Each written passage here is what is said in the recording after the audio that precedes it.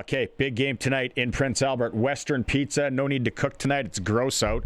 Order some Western Pizza, a wheel, any of the Greek favorites you love. Joining us again on the show, Martin Ring, member of the Prince Albert Sports Hall of Fame, color commentator for over 20 years with the PA Raiders. Martin, did you get any swings in? The course, you said Cook was opening. We opened yesterday, and I actually played a round yesterday afternoon. And today, she's shut down. We had to cancel our tournament this weekend. We got about 3 inches of snow laying on the ground. It sucks. three inches of snow. Oh, yeah. up in PA. Wow, that's too bad because I know that was a big tournament. That's unfortunate, but it's going to be packed. It's a Friday night at the Hauser. Raiders need to win against Everett. Let's go back to Game 4 though. I'm watching it. Obviously, the wraparound, the ref loses sight of the puck. Raiders score. That's the one that really bothers me. I don't know about you. The other one, the net is off. But just that sequence, and within a minute or less than a minute, I don't know if I've ever seen that in a big game where the ref's got to make both of those calls. Yeah, the second one can still live with that one. I mean, that was just at the time the speed of the play was just incredible. And original thought was Everett ran into their own goaltender. And then when you see it on the video, it's like, okay, no, we pushed off and fine. But it was the one just previous to that. That's the killer. Ref loses sight of the puck, blows the whistle a little early, puck pops out. Bennett Kelly comes in from the blue line and blasts it into the net, and it's a disallowed goal. I would go back as well, though. There was a goal scored, blatant offside, absolutely blown call, and that one really took the wind out of the sails of the Raiders earlier on. And then how Everett scores with the two guys losing an edge within 2 seconds, same part of the ice. You just don't see it at that level of hockey. Just unfortunate. Yeah, it really was unfortunate, and especially the two players involved. You don't see that from them at all, ever. And they both lose an edge, and it just opens things up. And Orsulek was left last man standing, and there wasn't much he could do. Then there's an empty netter. I mean, the score doesn't tell the whole story because there is an empty netter. Braden Coos does such a great job defensively to chase that one down. Looks like he's knocked the puck off the stick.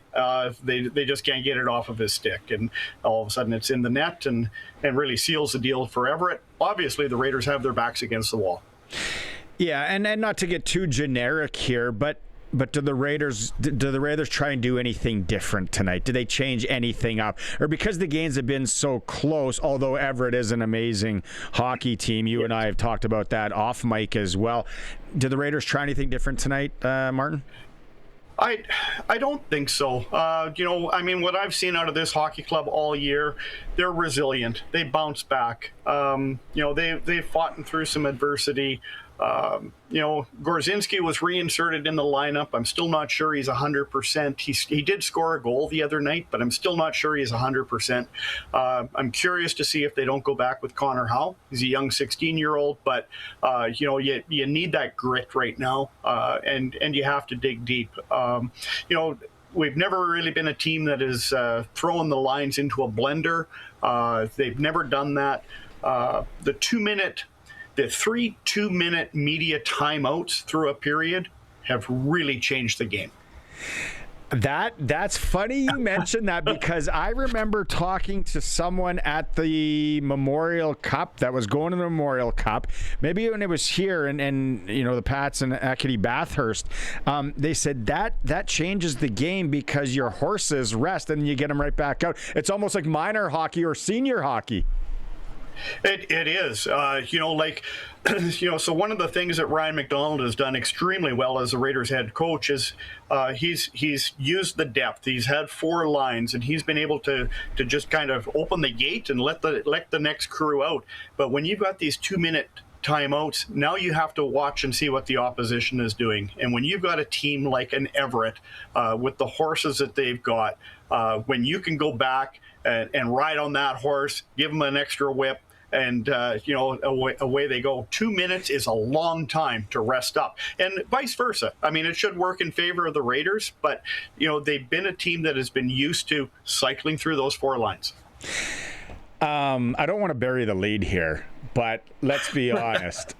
Game 4, I'm at game 3, and I think the take home was around 70 grand, maybe 75 and all that. We have you on. Harry actually said, oh, that's good karma for Martin. We have you on. We talk about the 50-50, and then it was you and your mother that won it in game 4?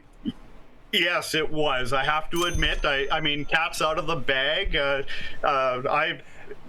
Me and my mom have been splitting through the playoffs.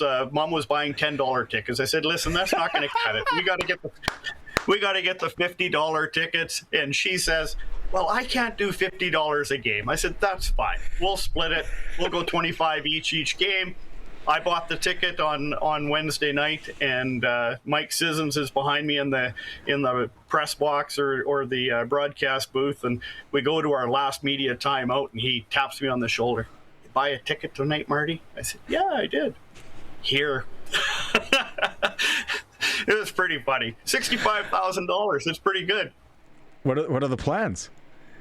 We're probably going to look at a trip. We're going to have to do something. I mean, yeah, it's fantastic. But I mean, I'll tell you what, that Raider 50-50 draw for the playoffs, it's been phenomenal. And thank you to the entire province, because it's open to the entire province. I know that we've got ticket sales going down to Swift Current, Maple Creek, like it's all over the province. It's been fantastic.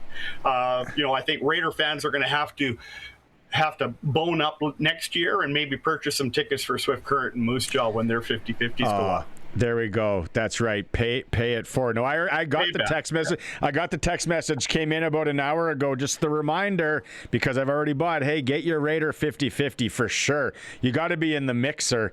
$50 for a chance to win that. And again, people can just go to the Prince Albert Raiders website, and then it directs you there. Again, if you're in Saskatchewan dealing with this crap May-long weekend weather, go buy a 50-50 ticket for sure. And in closing, you know what, Martin?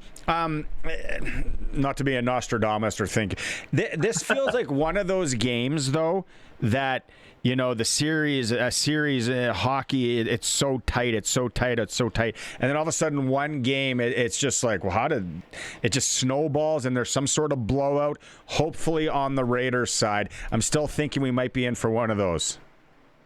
I still have that gut feeling. I hope I'm jumping on the bus and getting on the charter tomorrow morning to go back to Everett for another crack at them in Everett. But, obviously their backs are against the wall. Everett hasn't lost 2 games in a row all season, which is phenomenal. But their goaltender has been fantastic. He's got a goals against of 1.95 or something right now. So, he's been terrific, but never count out the Raiders, as they say in hockey, right? 7-game series, the 4th game is the toughest one to win. I saw that. It's funny. I texted Cliff Mapes when I saw the boys getting off that charter the other day, and I was like, Summit Air. I know that plane. Funny story. Me and 42 guys from the Royal Regina took that to Bandon Dunes a few years ago, drank it out of booze on the way down. Wouldn't expect anything else. Have a fun one tonight, Marty. Let's hope it goes back to Everett. Chip in a chair, right? Now you got to win 3 games somehow. Starts with the one tonight. Appreciate you doing this again. Thank you very much. I appreciate the invite. I was just texting with our old pal Brian Munns yesterday. We're possibly going to get a golf game in June. So, it's been a blast.